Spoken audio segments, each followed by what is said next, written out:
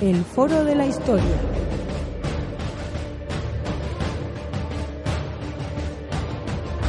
El pasado tiene mucho que contar.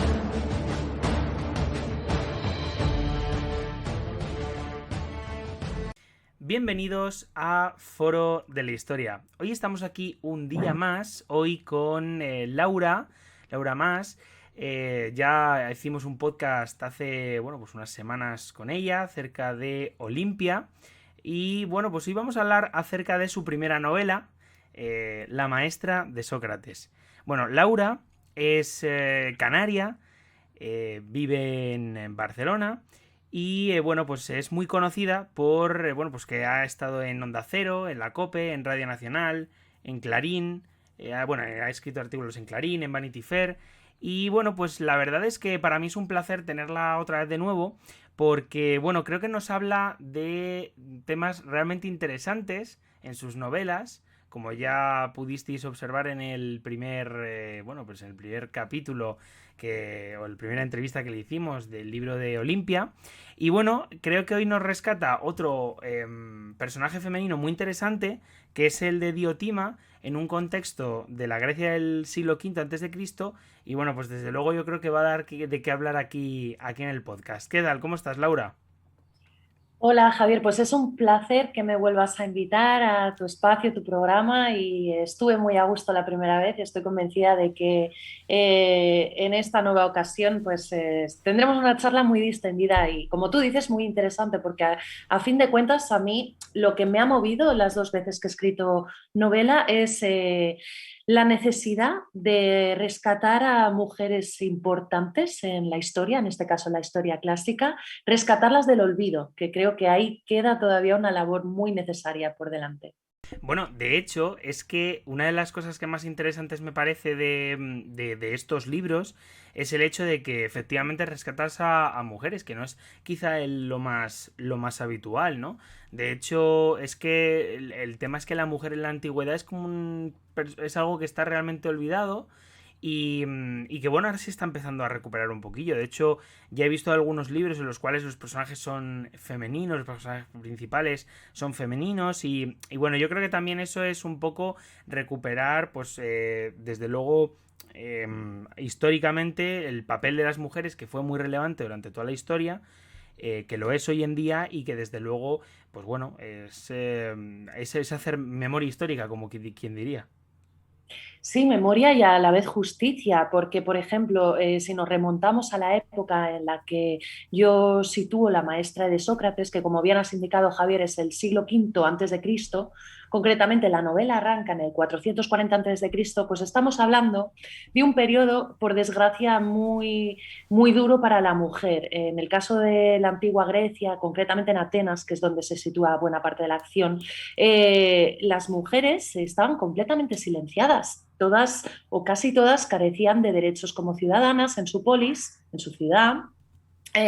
No tenían ni voz ni voto, llevaban una vida muy sumisa, no tenían espacio tampoco en ese ágora que era la plaza pública, ¿no? El mercado, donde sí se reunían en cambio, más allá de los mercaderes, pues esos primeros filósofos y pensadores, como pudo ser Sócrates. Entonces, Javier, a mí me llamó mucho la atención, te voy a explicar un poco el embrión de esta novela, que a mí también me vio nacer a la vez como autora, y es que pues cayó en mis manos un buen día el banquete de Platón, que todos conoceréis seguro, pero yo lo había estudiado en la época de bachillerato, instituto y tal, pero vamos, no lo tenía nada fresco y fue una gran sorpresa, gran y grata sorpresa, encontrarme con una voz de mujer en el propio banquete. Sócrates, nada más y nada menos, afirma que todo lo que aprendió sobre el amor fue gracias a Diotima. Diotima, que es la protagonista de esta primera novela mía, La maestra de Sócrates. Por eso la titulé así, porque me parecía pues muy explicativa, muy explícita, ¿no?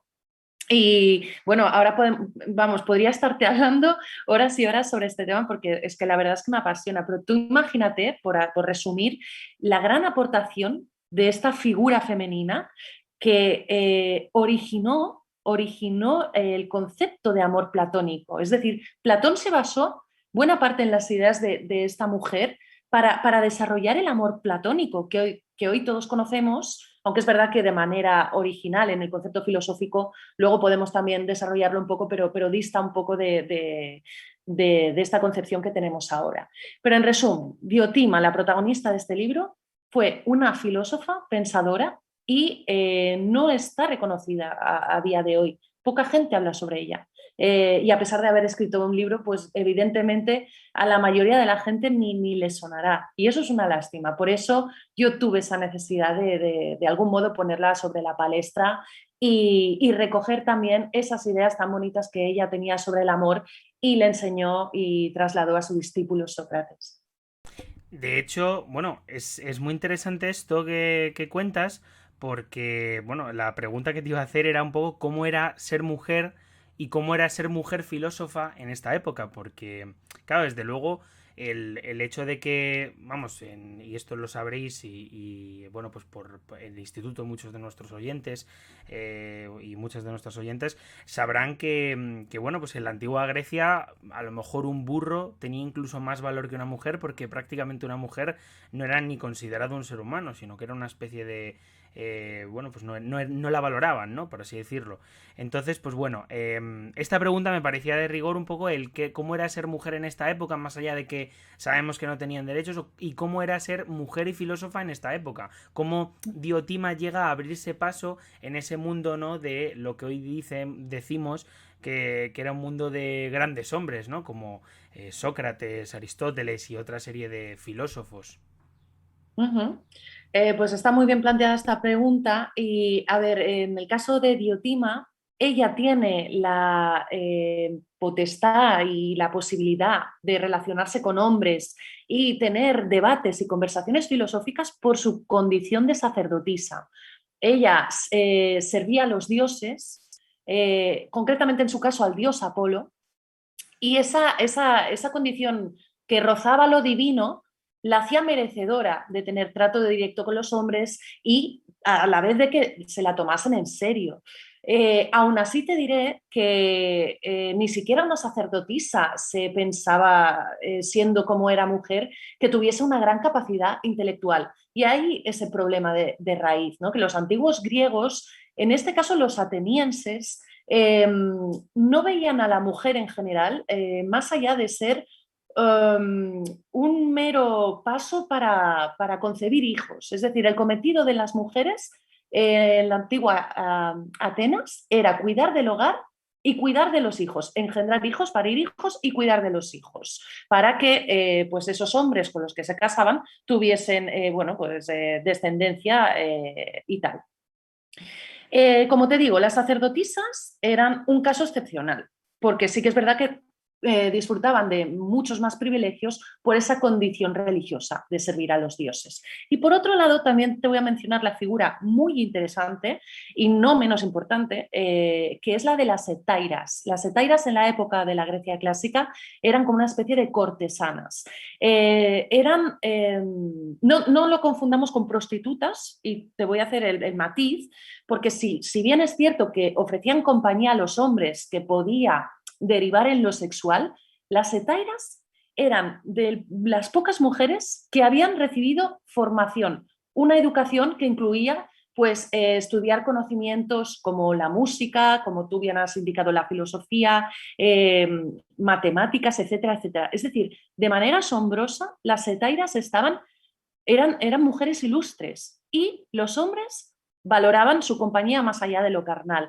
Y ahí te voy a mencionar otro personaje muy relevante en mi libro, que fue nada más y nada menos que Aspasia era una hetaira que llegó a ser la pareja del gran Pericles. Pericles, en la Atenas de ese siglo V a.C., era el máximo mandatario, el máximo gobernante de la polis. Con lo cual tú imagínate, Javier, la importancia de las hetairas y lo poderosas que podían llegar a ser, porque llevado al extremo, Aspasia llegó a ser, es que la pareja del hombre más importante del momento, del hombre que consiguió renovar Atenas en un momento, bueno, gracias a Pericles y a toda la reconstrucción de edificios y construcción de nuevos edificios, que por cierto Pericles apostaba muchísimo por la filosofía, pues Atenas vivió ese siglo de oro, ¿no?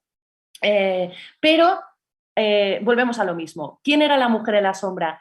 que estaba detrás del máximo mandatario, del hombre que se llevaba todos los logros? Pues Aspasia, que de hecho se dice que Aspasia era la que incluso la ayudaba a redactar sus discursos políticos a la pareja. O sea, imagínate de qué nivel estamos hablando. Pero a nadie valoraba, ¿no?, esas aportaciones que hacía ella porque quedaban en lo invisible. También es muy interesante que la figura de Aspasia sí que está reconocida por algunos filósofos y se sabe que Aspasia mantenía conversaciones también con Sócrates, y Sócrates valoraba muchísimo los conocimientos de esta otra gran mujer que sabía mucho de retórica, era una gran conversadora. Es decir, bueno, se me pone todavía la piel de gallina porque es que estamos hablando de mujeres, pues como he dicho antes, ¿no?, en la sombra, muy ilustres como Diotima, pero que nunca tuvieron el espacio que merecían. Y eso que hicieron grandísimas aportaciones.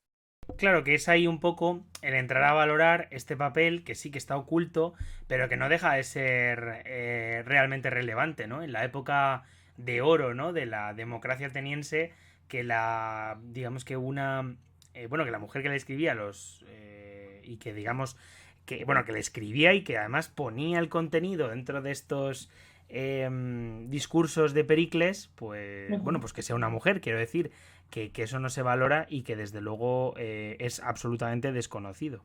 Además, encima, esto les va a gustar un montón a nuestros oyentes, porque cada vez que subimos algo de Grecia se vuelven locos. No sé si lo sabes, Laura, pero es increíble. Ah, sí. Sí, sí, no, la verdad que he de decir que yo, claro, ¿qué me van a decir a mí? Yo siempre he estudiado la Segunda República en la España del siglo XX y digo, estos locos. Pero fíjate, con Grecia se vuelve la gente loca. Pues me alegro mucho, Sí, la sí, verdad es por eso que yo creo que además este podcast y haberte invitado aquí para mí es un absoluto placer y para ellos y para mí una delicia. Para mí hacer la entrevista y para ellos, por supuesto, escucharlo. Pero vamos, desde luego es que vale muchísimo, muchísimo la pena y es una maravilla poder escucharte. Hablando de esos personajes históricos, porque hemos hablado de Pericles, hemos hablado de Sócrates, de Diotima. em, ¿Qué más personajes históricos aparecen en la novela? Si es que aparecen, quiero decir, ¿cuántos personajes, digamos, más allá de estos que ya hemos mencionado, de la política y la filosofía, aparecen? Pues te soy sincera, más allá de Aspasia, Pericles, Sócrates y Diotima, prácticamente he puesto personajes muy ficticios. Te destacaría estos.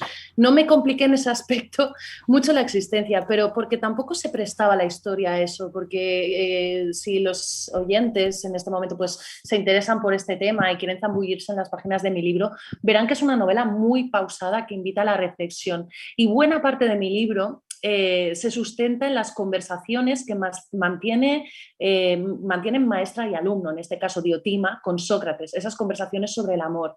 Entonces, claro, son conversaciones de tú a tú, bidireccionales, donde no intervienen otros oyentes. Sí que es verdad que en algunas escenas pues está Aspasia también, precisamente porque quería pues sacar a la luz su brillantez, ¿no? Pues también está en una conversación con ellos, etc.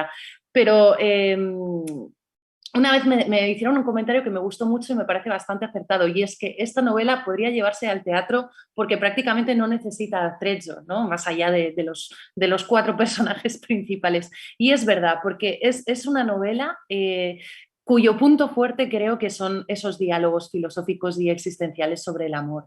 Así que tampoco es que de verdad que no aparecen muchos personajes, pero sí que, o al menos las impresiones que he tenido positivas de este libro, pues todo el mundo me ha dicho que se ve la labor de documentación previa, ¿no?, que tenemos que hacer todos los autores de este género, de narrativa histórica.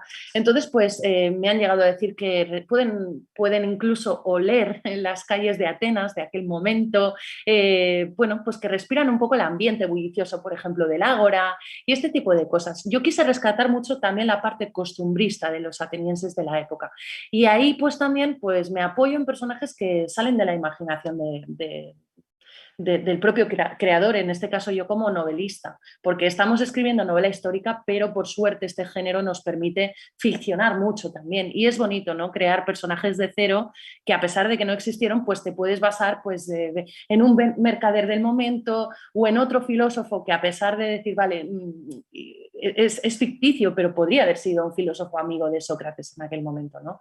Pues va un poco por ahí. Y bueno, hablando de Atenas, ¿cómo era la Atenas del siglo V antes de Cristo? Porque claro, en este momento, el contexto de la novela, en torno al 440, 470, se habla de, bueno, pues de esa etapa de la peste, ¿no? Porque en Atenas, tras sus muros, y bueno, y fuera de ellos tampoco, no lo pasaron demasiado bien por cosas que no son bueno, pues tan cercanas ahora, que es el caso de una epidemia. Bueno, en nuestro caso ha sido una pandemia, pero desde luego estas enfermedades y estos brotes, digamos, de peste, ¿no? De estas enfermedades que comúnmente se llaman como peste porque o no sabían lo que era o porque eran, bueno, pues desde luego bastante frecuentes, pues bueno, nos dejaban digamos, un paisaje, ¿no? De las ciudades un poco quizá desolado, desde luego complicado, ¿no? De describir. ¿Cómo es tu Atenas del siglo V antes de Cristo? Pues ahí sí que me basé mucho en la documentación, como te digo, previa, que por cierto incluí toda la bibliografía al final del libro, porque creo que también, primero que es de justicia, hacer mención a todos los libros que un autor, autora consulta, ¿no? Y por otro lado, pues quien quiera ahondar mucho más en este tema, pues claro, hay ensayos voluminosos. Sin ir más lejos, pues tengo en mi casa un libro enorme que precisamente describe la Atenas de ese momento, que si mal no recuerdo se titula Atenas, más allá del el eco de las piedras o algo así, y me sirvió muchísimo. Para resumir, te diré que era una Atenas, para empezar, muy cochambrosa, caótica, rozando lo insalubre. Aquí es verdad que en buena parte del cine, te diría, cines, series han hecho mucho daño porque hablamos de la época dorada de Atenas y a pesar de ser cierto, porque estaban viviendo un momento glorioso históricamente, la ciudad era un desastre absoluto, donde pues las calles olían fatal, estaban llenas de basura y yo eso sí que lo plasmo en el libro, que también le ha sorprendido a algunos lectores encontrarse con eso, pero a mí en su momento documentándome fue una cosa que me llamó muchísimo la atención y que quise pues, pues hacer hincapié en eso porque me pareció un contraste muy interesante. También es verdad que lo que a nosotros nos asombra tanto ahora, te tienes que poner primero en la mentalidad de la época y no solo a nivel pensamiento, de cosas que chocan mucho ahora, pero que estaban a la orden del día en aquellos tiempos remotos, sino también en esos propios malos olores que te digo, porque la higiene, por ejemplo, la higiene del propio Sócrates brillaba por su ausencia. Y esto es un poco desmitificar, o sea, más que desmitificar, humanizar a un filósofo archiconocido por todos y muy bien valorado. Pero ahí le das el punto real, ¿no? Que yo me encontré también, como te digo, pues en biografías de gente que había escrito ensayos y digo, madre mía, esto tengo que ponerlo. Y está bien, porque somos imperfectos y en aquella época pues había cosas muy curiosas, sobre todo a nivel higiene, que llamaban mucho la atención. Por eso también se producían todo el tema de las pestes. Y también como anécdota, a mí lo que me pasó al empezar a escribir este libro, claro, mi novela salió en plena pandemia, con lo cual yo cuando estaba en todo el proceso creativo, nadie, vamos, ni por asomo tenía ni idea de todo lo del COVID, ¿no? Entonces fue muy curioso el paralelismo que se produjo, porque efectivamente mi libro arranca con una posible peste que puede pues, llevar a Atenas a la ruina. Y paralelamente, pues estábamos viviendo todo el tema de la COVID, del posterior confinamiento, etcétera. O sea, me pareció espeluznante esa coincidencia tan curiosa que se produjo. Y dicho eso, también como curiosidad os diré que en ese momento, supuestamente, es la propia Diotima quien salva a Atenas de la peste, bueno, pues gracias a su conexión con los dioses. Y aquí pues saco otro tema a relucir muy interesante, la importancia de los dioses en la Atenas y bueno, en toda la Grecia clásica de ese siglo V antes de Cristo. La gente para todo, ya fuese una posible peste, una posible guerra, relaciones de amor, para todo se apoyaba en los dioses y confiaba en la voluntad de los dioses. Es decir, los dioses ya lo habían escrito todo previamente o así pensaban, ¿no? Ellos. Por eso también, ante cualquier obstáculo o cualquier duda e inquietud, los hombres acudían al oráculo. El más famoso era el oráculo de Delfos, que en una escena del libro también, pues, bueno, una escena del libro tiene lugar allí, y estaba lleno de gente que periódicamente hacía sus consultas a los dioses, y los dioses hablaban, y los dioses eran quienes realmente escribían la vida de la gente. O sea, la gente se apoyaba plenamente y a ciegas en los dioses, que ya te digo, tenían dioses para todo: Dios para el amor, Dios del sol, de la lluvia, de la casa, de todo, de la guerra, por supuesto. Entonces, pues eso también me parece muy interesante, ¿no? Era una sociedad muy, muy, muy creyente, con mucha fe, ¿no? O sea, lo divino conseguía explicar todas las cosas. Y bueno, este es un poco el breve resumen que te puedo decir de esa Atenas, que ya te digo, a mí, claro, nos llega lo genérico, pero luego a la que ahondas un poquito te lleva sorpresas muy interesantes que sí que en cierto modo desmitifican, ¿no?, la idea preconcebida que podemos tener de una Atenas dorada. Por supuesto que lo fue, pero tenía muchísimas imperfecciones también a todos los niveles. Claro, es que justo este es el momento de auge de la democracia, Sí. a la vez el momento de guerras y crisis sanitarias, en este caso, y políticas casi más importante de la época. Y claro, uno se para a pensar y dice, joder, por una parte puede ser una época muy oscura y por otra Mm. parte es una época realmente brillante a nivel cultural, filosófico, político, en cuanto a la teoría y la práctica también, por supuesto. Un momento en el que hay grandes personajes y que desde luego pues ofrece muchos contrastes. Claro, en el campo de la filosofía, que es en el que yo me centro en el libro, lo bonito es que en ese momento todo estaba naciendo, todo florecía. O sea, ese siglo quinto fue maravilloso, el siglo quinto antes de Cristo.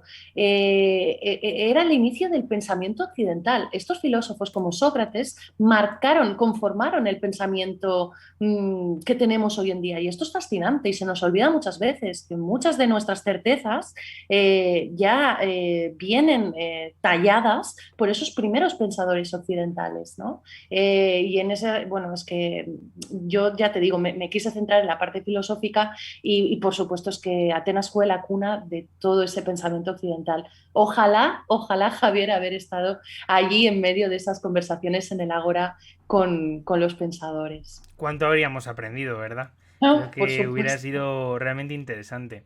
Bueno, por Am, suerte tenemos a Platón, fue discípulo de Sócrates. Sócrates no dejó nada escrito. Es que Sócrates era muy peculiar. Tampoco le gustaba, por ejemplo, reconocer a sus alumnos como discípulos. Es que él practicaba el arte de la mayéutica, que consistía en hacerle preguntas al interlocutor para que el propio interlocutor hallase la verdad o se acercase a la verdad, ¿no? Es que era un hombre muy humilde en todos los aspectos. No quería nada material, pero además, bueno, él reconoció su propia ignorancia. Por eso el oráculo de Delfos dictó que era el hombre más sabio de toda Grecia, porque era el que era capaz de reconocer su ignorancia. Es que me parece muy admirable.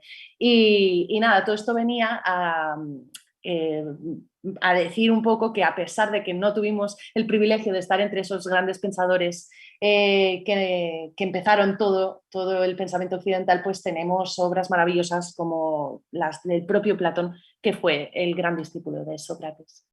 y claro, a partir de aquí nos tenemos que centrar un poquito en las conversaciones entre los dos personajes, ¿no? Uh-huh. Entre Diotima y Sócrates.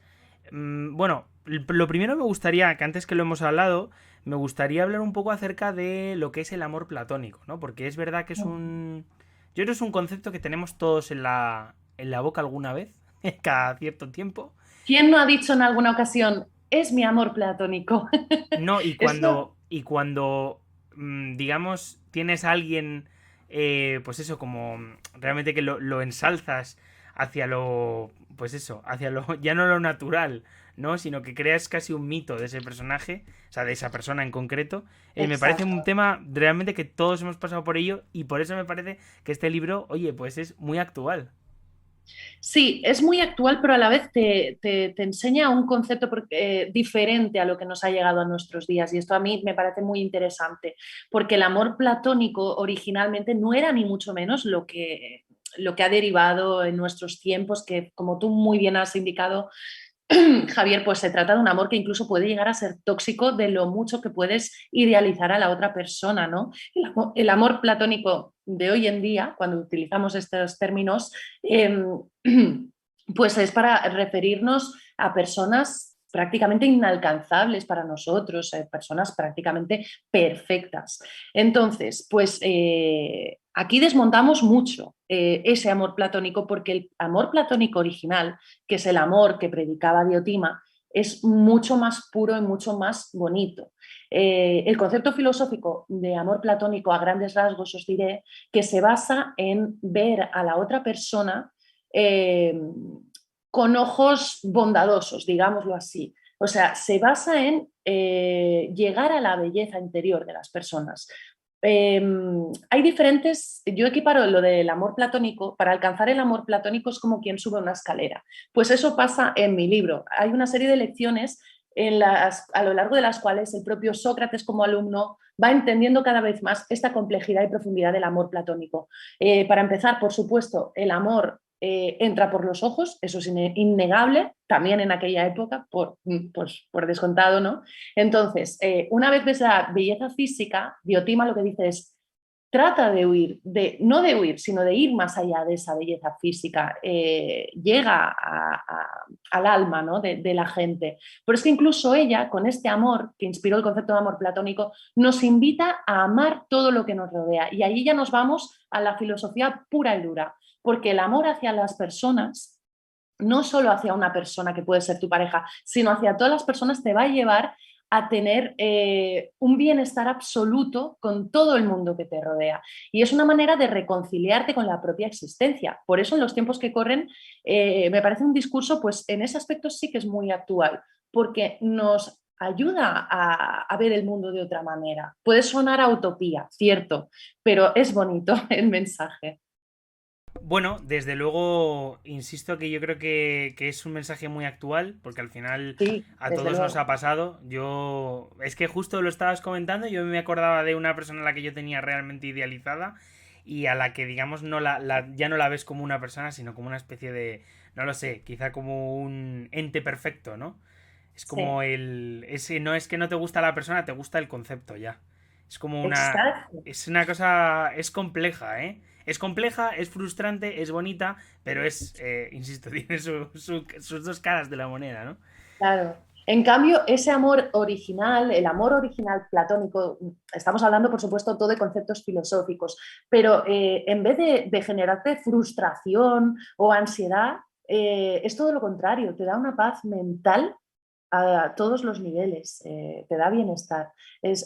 Vamos, es que es un mensaje precioso y de rabiosa actualidad también por lo que te digo, de esa reconciliación con el mundo, que quien quiere, quien sabe querer bien, a todos los niveles, no solo a una pareja, sino a amigos, familia, gente incluso desconocida, quien sabe querer bien, tratar bien, o al menos pues hacer todo lo que esté en su mano porque sea así, es que vive con mucha más armonía, ¿no?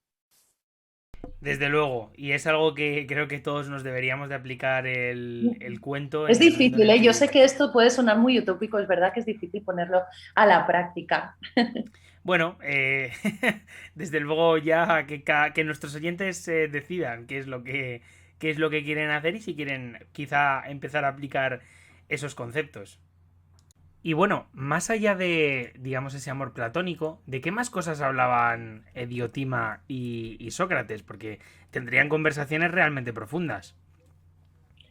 Pues sí, por supuesto, hablaban de, por ejemplo, en aquel momento la guerra estaba a la orden del día, como bien sabrás, pues era muy habitual los ciudadanos, en este caso los atenienses, por supuesto también los espartanos más todavía, pues también se educaban formándose en temas de guerra para poder luchar en las batallas venideras. En mi novela, por ejemplo, transcurre la guerra de Samos, a la cual el propio Sócrates tuvo que ir como un soldado más, que esto también me llamó mucho la atención a mí, ¿no? Entonces, pues hay un momento, sin ánimo de hacer mucho spoiler, en el que Diotima y Sócrates se reencuentran tras la guerra de Samos. Y ahí, pues claro, los diálogos entrañan conversaciones que van más allá del amor, pues existenciales, sin ir más lejos, ¿no? De la vida, de la muerte, de la pérdida de los seres queridos. Por ejemplo, Diotima, al principio del libro hay una escena en la que su madre muere y ella lleva mucho tiempo sin verla. Pues la pérdida está muy presente. Esto también, pues por desgracia, tenemos que lidiar todos con ello, ¿no? Quien no ha perdido un ser querido y si no lo ha perdido, pues en algún momento lo pierdes. Y amigos, en fin, familiares. La vida y la muerte están ahí en los diálogos. Y la guerra, por supuesto que como te digo, estaba, vamos, era de rabiosa actualidad porque de manera inesperada, pues el Pericles en este caso, pues te decía que tenías que ir a la guerra. Y tú como ciudadano, como buen ateniense, ya te habías formado para ser hoplita. Hoplita es la palabra que ellos tenían para denominar a esos soldados que luchaban en la guerra. Dicho esto, Javier, me parece interesante hacer un apunte sobre esta protagonista de mi libro, La maestra de Sócrates, Diotima, porque es verdad que aparece en el banquete de Platón, pero es curioso porque no hay información más allá de eso prácticamente. Entonces, ha surgido un debate muy interesante, la verdad, en el que se cuestiona incluso si Diotima existió realmente o no. Yo quiero pensar que sí, me parece bonito pensar que sí, porque es verdad que Platón hacía alusión a personajes de carne y hueso, pero al no haber más información sobre esta mujer, pues es verdad que da pie a que se pueda dudar, ¿no? Sobre si existió o no existió. Y hay quienes dicen también que podría haber sido, Diotima podría haber sido en realidad Aspasia de Mileto, que como os he dicho al principio de la charla, pues era esa compañera y sabia maestra de la retórica que en aquel momento pues era pareja de Pericles. Yo no sé si Diotima en realidad era Aspasia, pero lo que tengo claro es que se menciona a un personaje femenino en el banquete de Platón, una de las obras filosóficas más importantes de todos los tiempos, y fuese Aspasia, fuese Diotima, lo que tengo clarísimo es que detrás de esos conceptos que dieron lugar al amor platónico estaba una mujer que instruyó al mismísimo Sócrates, con lo cual ya era, vamos, tenía todo el peso como para reivindicar, ¿no? El poder de las mujeres también, las aportaciones, las grandes contribuciones que hicieron, cada una en sus respectivos campos, pero en este caso, pues la protagonista de mi libro en el campo del pensamiento, de la filosofía.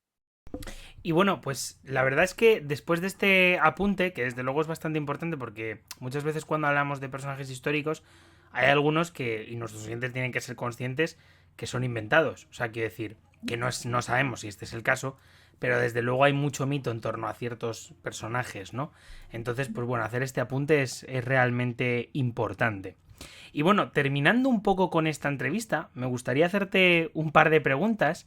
Y una de ellas es, que siempre la hago, por cierto, ya mis oyentes dirán, es que ya me sé hasta la pregunta que va a hacer.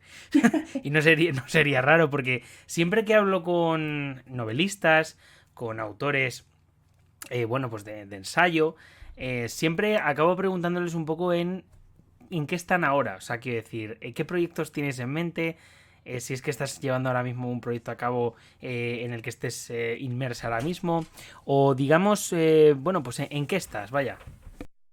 Pues mira, francamente, a mí me pasó con con este primer libro que estamos presentando y del que hablamos hace unas semanas, que es mi segunda novela, Olimpia, que se centra en la madre de Alejandro Magno. Pues en ambas ocasiones a mí me deja vacía mentalmente. Esta es la realidad. Es decir, tengo durante el proceso creativo que va más allá de la escritura. Hay una documentación previa muy extensa para mí, porque tengo que deciros, yo no soy historiadora, no me formé como historiadora, realicé la carrera de periodismo y bueno, esta curiosidad que llevo dentro pues me hace disfrutar mucho de los periodos históricos que me llaman la atención, como por supuesto la antigua Grecia. Pero claro, tengo un trabajo tan grande de documentación para poder pues, hacer una buena trama y que todo sea creíble, ¿no? Verosímil, que luego, ya te digo, necesito un tiempo de oxígeno y desconexión mental, así que no soy una escritora que acaba un libro y ya empieza otro, no soy así. Necesito unos meses de calma. Entonces, por ejemplo, ahora pues estoy disfrutando de la promoción de mi segunda novela. El contacto, yo creo que de las partes más bonitas que tenemos los autores es el contacto directo con lectoras y lectores, y ahora que podemos, pues es maravilloso, ¿no? Volver a compartir en ferias, en eventos, en presentaciones, tu libro con gente que incluso, bueno, en mi caso es maravilloso porque había gente que antes de que yo sacase el segundo libro como había leído este primero, ya me preguntaba sobre qué sacaría. Entonces, sinceramente, de momento no estoy con ninguna nueva novela. Lo que sí te voy a decir, Javier, es que uno de los géneros que más me remueven por dentro a todos los niveles es la poesía. Entonces, yo tengo la necesidad de acabar un poemario y algún día pues publicarlo y compartirlo. Así que estoy escribiendo poesía. Ya hace muchos años que escribo poesía, entonces estoy dándole forma a todos esos poemas que yo escribí, desechando, por supuesto, muchas cosas y creando nueva poesía con el objetivo pues de tener un libro de poemas que me haría mucha ilusión, la verdad. Así que en eso estoy, en la poesía. Es un tema interesante y además un género diferente, lo cual, bueno, pues hace que, desde luego hace que sea más dinámico, ¿no? Quizá ahora ya haber acabado una novela y, bueno, pues ponerte con otras cosas que son totalmente diferentes. Y bueno, por último, me gustaría preguntarte un poco, ¿qué estás leyendo ahora? Porque, oye, pues siempre me parece interesante que los autores nos recomienden libros de lo que sea, ¿eh? Quiero decir, que no hay ningún género o ningún tema en concreto, pero que me llama la atención un poco preguntarles qué están leyendo. Pues mira, estoy enfrascada en la lectura de un libro maravilloso que se titula El peligro de estar cuerda. La autora es Rosa Montero. Bueno, seguro que lo conocen muchos oyentes porque es una de las grandes en la literatura de nuestro país. Rosa Montero, pues ha hecho un libro increíble. O sea, que si no lo has leído, Javier, yo te recomiendo encarecidamente que te zambullas en esas páginas porque para hacerte un breve resumen, bueno, ya es muy, también es un gran indicador el título, ¿no? El peligro de estar cuerda. Ella lo que nos viene a decir es que lo extraordinario, lo que no es frecuente en este mundo es ser normal. Es decir, todos tenemos locura, todos llevamos la locura dentro. Pero yo como creadora, pues estoy disfrutando muchísimo, sobre todo porque ella habla de su propia experiencia, de periodos en los que pues incluso estuvo francamente mal, con ataques de pánico y tal. Y a la vez hace una reflexión muy bonita sobre cómo ven el mundo los artistas, a qué fantasmas y demonios se tienen que enfrentar a nivel mental y me parece, vamos, lo estoy disfrutando muchísimo, muchísimo. Y es un libro vamos, ha destacado mucho en listas de ventas y en este caso muy, muy merecido ese éxito. Pues una lectura realmente, bueno, pues que nuestros oyentes probablemente apreciarán esa, vamos, como recomendación. Así que nada, yo también muy agradecido porque, bueno, pues para mí, y ahora aquí hago yo una breve reflexión, para mí esta entrevista ha sido muy interesante, sobre todo porque hemos hablado poco de personajes femeninos y es muy necesario. También porque, bueno, pues he de decir, y esto es un problema que, y esto lo he dicho yo muchas veces, pasa que siempre lo digo de cara para, o sea, de puertas para adentro, porque nosotros somos varios colaboradores, de hecho todos hombres, y creo que es muy interesante el darle voz a las mujeres también en este podcast, porque, oye, pues, joder, hay novelistas increíbles, y he de decir que hemos entrevistado a muy poquitas, y para mí cuando te lo ofrecí dije, joder, pues es que es una maravilla. Y además una persona joven que ya tiene varias, bueno, pues varias novelas, dentro de poco un poemario. Sí, ojalá. Luego también, bueno, pues que tiene una proyección en radios y tal, y que me parecía muy interesante pues entrevistar a gente que, bueno, pues que, o sea, una persona como tú, Laura, que me parece que tiene una proyección muy interesante en este mundo de la novela y de la escritura. Muchísimas gracias, Javier. La verdad que es un verdadero placer volver a estar contigo.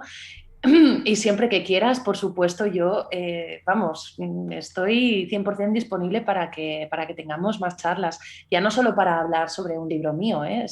Yo como apasionada de la historia es que me tiraría horas y horas y horas hablando de periodos históricos. Y déjame decirte simplemente, por si tenéis curiosidad, actualmente estoy colaborando en Historia National Geographic, que para mí es un sueño estar allí, y precisamente una de las cosas que hago es rescatar otras figuras importantes de la historia.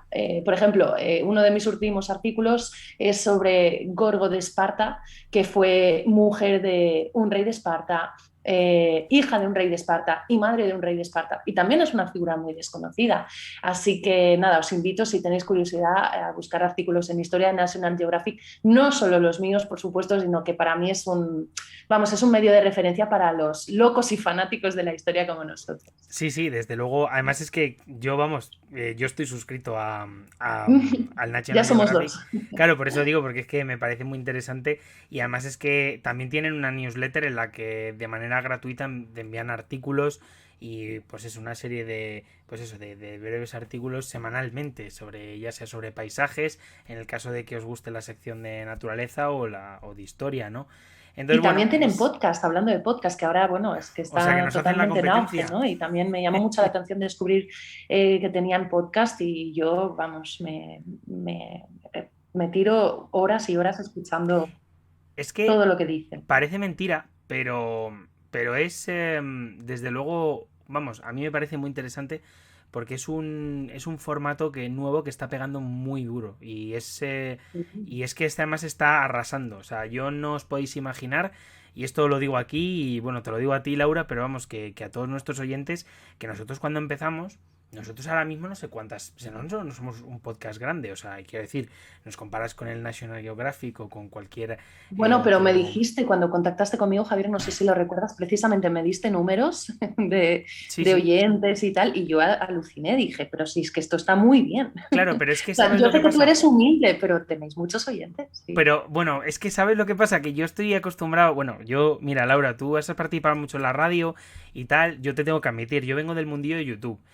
Y yo me Mm. acuerdo de cuando hablaba con mis compañeros, yo siempre decía, bueno, yo tengo un canal con 4 millones de reproducciones. La verdad, Wow. ojo, sí, 4 millones de reproducciones es un número que cuando alguien lo dice, joder, pues son muchas. Hombre, sí, son 4 millones. O sea, quiero decir, hombre, son, yo qué sé, pues son unas cuantas. Pero hay que admitir también que para los números y digamos y las comparativas con otra gente que está muy arriba, pues ¿Qué hay desde que luego admitir?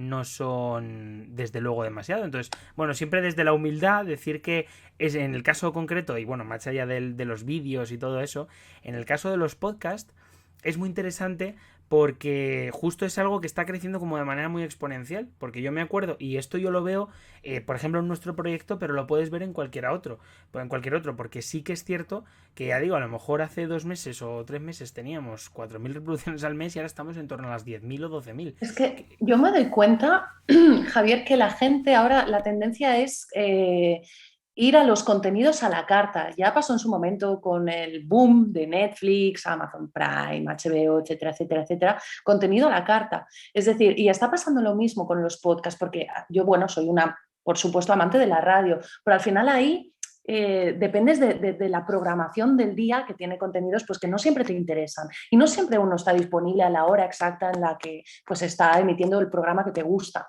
o a lo mejor se emiten horas intempestivas y tú quieres estar durmiendo. Entonces me parece muy interesante y creo que por eso llegáis a más gente y tenéis, bueno, a usuarios, consumidores como yo, porque me incluyo completamente, que es que en cualquier momento del día pues entro en plataformas de podcast y elijo el contenido que quiero escuchar y es que es maravilloso, contenido a la carta. Y eso también me lleva a pensar la tendencia exponencial que está viviendo el tema de los audiolibros. Es que hablando de podcast también los audiolibros, que son pues las narraciones de los libros que escribimos, también están pegando muy fuerte. Y yo lo defiendo porque al final es otra manera y muy lícita de llegar a la gente. Oye, mira, yo soy de la antigua escuela, te soy sincera. Me gusta el libro en papel, me gusta ir a la librería y comprarlo. Pero si vas a llegar a más gente, también con esta plataforma me parece fantástico y estupendo.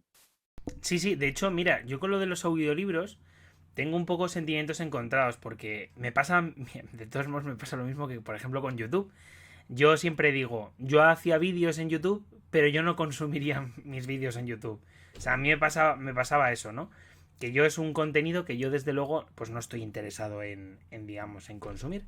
Pues me pasa con los audiolibros. A mí me parecen una idea espectacular para gente pues que a lo mejor se está haciendo un viaje y que lo que quiere es escucharse, bueno, pues digamos, sí, escuchar 4 o 5 capítulos de un libro. Eh, pero realmente es algo que yo, por ejemplo, no consumiría. Pero desde luego es impresionante y me parece muy útil para fomentar no la lectura, porque desde luego no realmente no estás... bueno, incluso de manera indirecta sí, fomentar la lectura y a la vez, bueno, pues intentar un poco que se extienda que se extienda la cultura, ¿no? Claro, y a la vez amplías conocimientos, porque mira, una persona que a lo mejor sí es verdad, no es un gran lector o lectora, pero consume audiolibros, con un libro como el mío, pues gana conocimientos sobre la antigua Grecia y eso es maravilloso. Es decir, es una plataforma más que abre una puerta eh, que, bueno, es todavía muy inexplorada, pero yo veo que es una tendencia completamente al alza. Y me pasa, yo comulgo contigo con lo que has dicho, ¿eh? Yo no, tampoco soy consumidora de audiolibro, pero sin ir más lejos, en La maestra de Sócrates tuve una narradora buenísima que se llama Olga y bueno, por curiosidad me puse el audiolibro cuando mi editorial lo lanzó y me quedé francamente sorprendida, pero para bien, dije, qué maravilla, qué bien narrado. Y no nos olvidemos que venimos de la tradición oral, que antes de la escritura, pues todos estos conocimientos se transmitían por el boca a oreja, sin ir más lejos.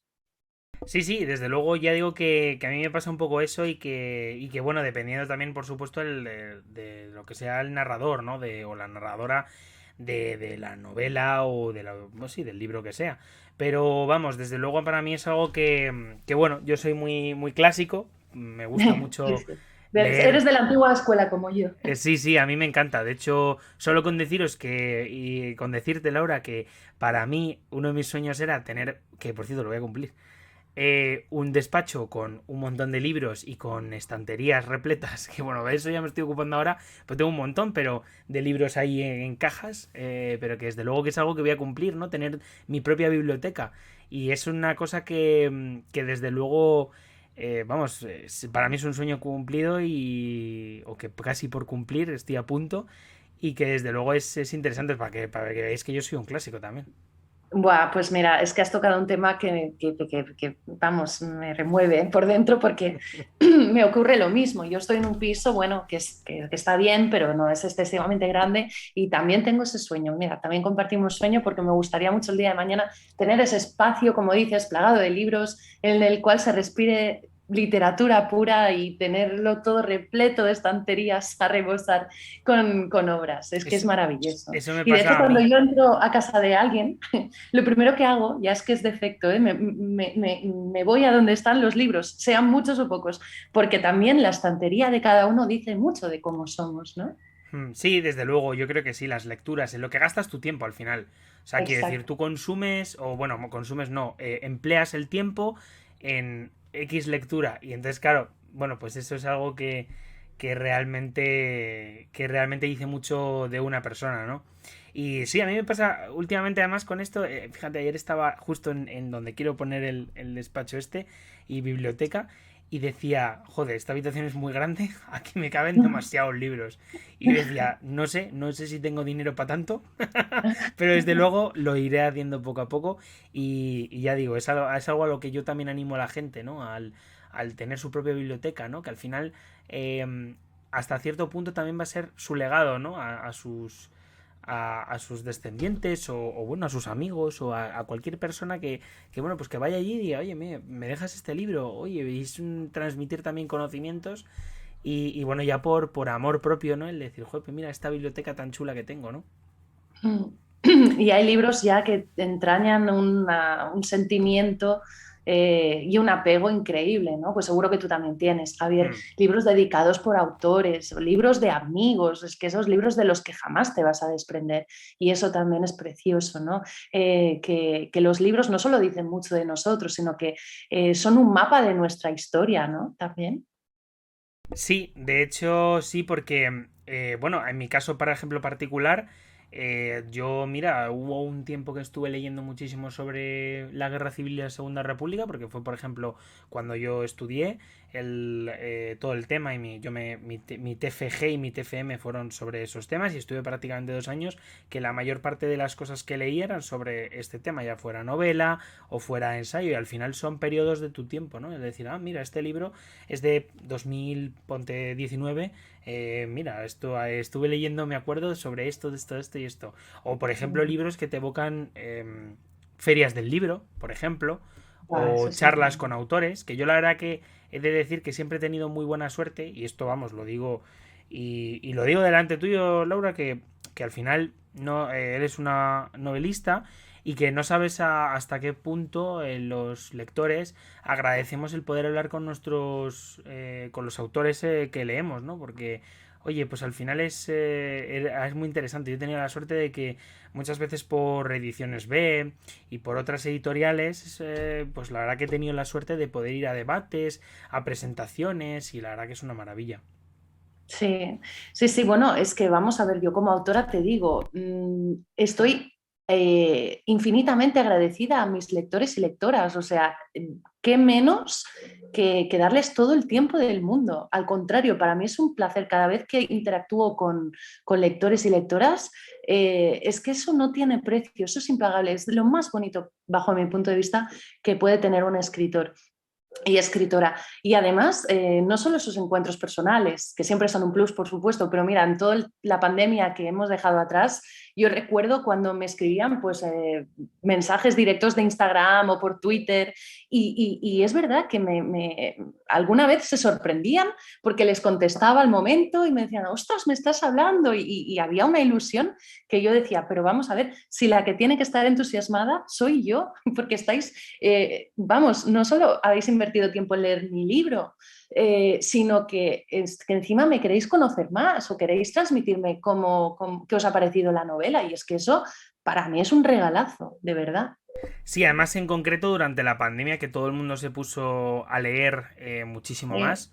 De hecho, sí. aumentó, el otro día estuve leyendo que aumentó bastante el tiempo de lectura y la cantidad de libros que compraron los españoles.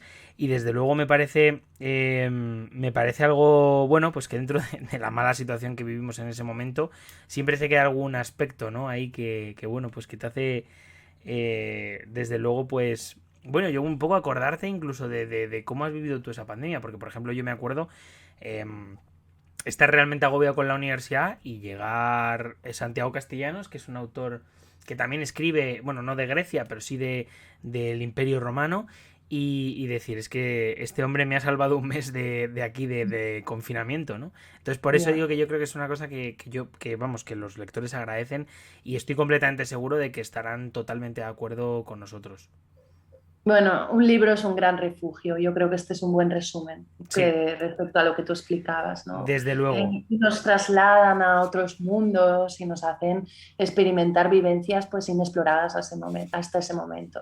En fin, que somos los dos amantes de la historia y de la literatura, con lo cual es un placer, Javier, estar charlando contigo y cuenta conmigo siempre que quieras. Sí, vamos, estás invitadísima y haremos a ver si se me ocurre alguna charla o, digamos, reflexión que podemos hacer aquí en el podcast, porque para mí ha sido una absoluta delicia y creo que podría ser muy interesante el plantear algún tema, pues como estos, ¿no? De los que hablábamos y de reflexivos, más bien, en los que, bueno, pues un poco conocernos más y desde luego que nos conozcan también los oyentes.